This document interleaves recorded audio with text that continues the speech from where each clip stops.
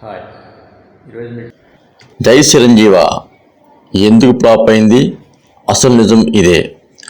ఒక్కసారి ఊహించండి, థియేటర్ మొత్తం ఫుల్, ఫ్యాన్స్ కేకలు, బ్యానర్లు, పాలాభిషేకాలు, స్క్రీన్ మీద ఒకే ఒక్క పేరు మెగా చిరంజీవి. అందరూ ఒకటే అనుకున్నారు, ఇది బ్లాక్ బస్టర్ మూవీ అని. కానీ రిలీజ్ అయిన 10 రోజుల్లోనే థియేటర్లు ఖాళీ అయ్యాయి. ప్రొడ్యూసర్ మొహంలో నవ్వు మాయమైంది. ఏదో దిగులు. కానీ ఒకే ఒక్క ప్రశ్న, ఎంత స్టార్ పవర్ ఉన్న సినిమా ఎందుకు ఫ్లాప్ అయింది? అసలు తప్పుచుకుడిదా, లేక మెగాస్టార్ చిరంజీవిదా, లేక మొత్తం టీం చేసిన పొరపాట్ల? ఈ వీడియోలో మీకు ఒక్కొక్కటి మీకు ఇప్పటి వరకు ఎవరు చెప్పని జై చిరంజీవ వెనుకున్న అసలు నిజం చెబుతాను. ఇటువంటి నిజాల కోసం తెలుగు సినిమా ఛానల్ తప్పకుండా సబ్స్క్రైబ్ చేసుకోండి. 1990ల చివరిలో చిరంజీవి అంటే ఒక పేరు కాదు, ఒక ట్రెండ్, గ్యారంటీ, బ్రాండ్. ఏ జనర్ అయినా, ఏ యాక్షన్ అయినా, ఏ ఎమోషన్ అయినా, ఏ ఫ్యామిలీ అయినా చిరంజీవి ఉన్నాడంటే మినిమం ఇట్స్ ఫిక్స్ అనే నమ్మకం ఉంది.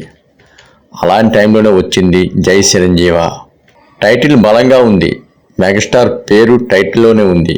భారీ budget, star cast, mass elements, trend అంచనాలు. ఇది మరో ఇండస్ట్రీ లాంటి బ్లాక్ బస్టర్ అవుతుందని అందరి నమ్మకం. కానీ అక్కడే మొదలైంది అసలు సమస్య. జై చిరంజీవి కథ బేసిక్గా ఒక రివెంజ్ డ్రామా. హీరోపై అన్యాయం, కుటుంబం నష్టం, విలన్తో పోరాటం, చివరికి న్యాయం. ఇది చెడ్డ కథ కాదు, కానీ ఇప్పటికే ప్రేక్షకులు ఇదే కథను 10 సార్లు చూసేశారు. చిరంజీవి కెరీర్లోనే ఇలాంటి కథలు ఎన్నో వచ్చాయి. ఆడియన్స్ కోరుకున్నది కొత్తతనం, కానీ దర్శకుడు మాత్రం పాత ఫార్ములకే స్టిక్ అయ్యాడు. ఇక్కడ అసలు పెద్ద సమస్య ఏమిటంటే, డైరెక్టర్ ఆలోచన వేరు, చిరంజీవి ఇమేజ్ వేరు. డైరెక్టర్ ఒక సీరియస్ టోన్ కావాలనుకున్నాడు, కానీ చిరంజీవి అభిమానులు కోరుకున్నది punch dialogues, high energy mass scenes, large than life moments. ఈ రెండు మధ్య బ్యాలెన్స్ కుదరలేదు. ఫలితం కొన్ని సీన్లు చాలా సీరియస్, కొన్ని సీన్లు ఫార్వర్డ్గా మాస్గా ఉన్నాయి. ఆడియన్స్ కన్ఫ్యూజ్ అయింది. చిరంజీవి పాత్రలో బలమైన ఎమోషనల్ డెప్త్ లేదు. అతను బాధపడుతున్నాడు, కానీ ఆ బాధ మనకు గట్టిగా తగలటం లేదు. అతను కోపపడుతున్నాడు, కానీ ఆ కోపం ఎక్స్పోజ్ అవ్వలేదు. మెగాస్టార్ లాంటి నటుడికి పూర్తి స్థాయి పాత్ర రాయకపోవడం అసలు పెద్ద సమస్య. ఇక సంగీతం. చిరంజీవి సినిమా అంటేనే సాంగ్స్ అంటే పండగ, కానీ జై చిరంజీవిలో ఒక్క పాట కూడా టైమ్లెస్ హిట్ కాలేదు. Background score average. థియేటర్లో సీన్ ఎలివేట్ అయ్యే మ్యూజిక్ లేకపోవడం సినిమా మీద భారీ ప్రభావం చూపింది. అసలు సినిమా ఫేడ్ ఇక్కడే మారిపోయింది.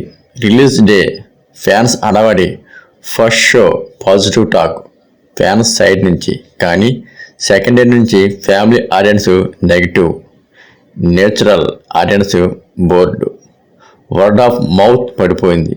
ఈ సినిమా కిడ్స్కి కనెక్ట్ కాలేదు, ఆడియన్స్కి రీచ్ కాలేదు, యూత్కి ఫ్రెష్ అనిపించలేదు. ఈ 3 మార్గాలు దూరం అయ్యాయి.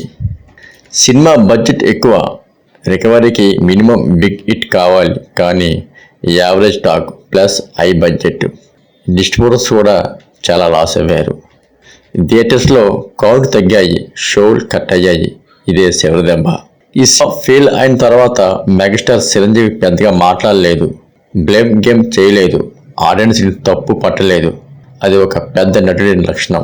ఈ సినిమా చిరంజీవిని ఎమోషనల్లీ హర్ట్ చేసింది, ఎందుకంటే ఆయన సిన్సియర్ ఎఫెక్ట్ పెట్టాడు, కానీ అవుట్ వర్క్ కాలేదు. అసలు ఫ్లాప్ కారణం ఏమిటి? Cure truth. ఇప్పుడు స్పష్టంగా చెప్పాలంటే, నటుడు కారణం కాదు, ఒక వ్యక్తి తప్పు కాదు, అసలు కారణం ఇదే. Old story, week screen play, audience expression miss match అవ్వడం.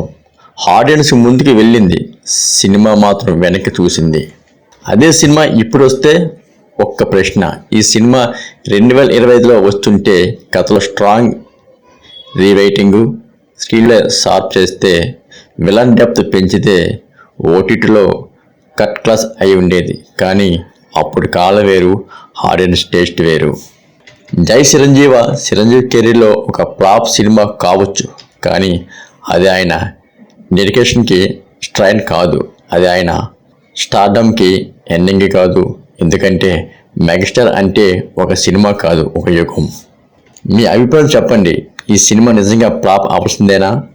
ఇలాంటి తెలుగు సినిమా వెనకాల నిజాలు ఇంకెవరు చెప్పరు, కేవలం తెలుగు సినిమాక్షన్ మాత్రమే. సబ్స్క్రైబ్ చేయండి మరిన్ని వీడియోస్ కోసం. జై చిరంజీవి.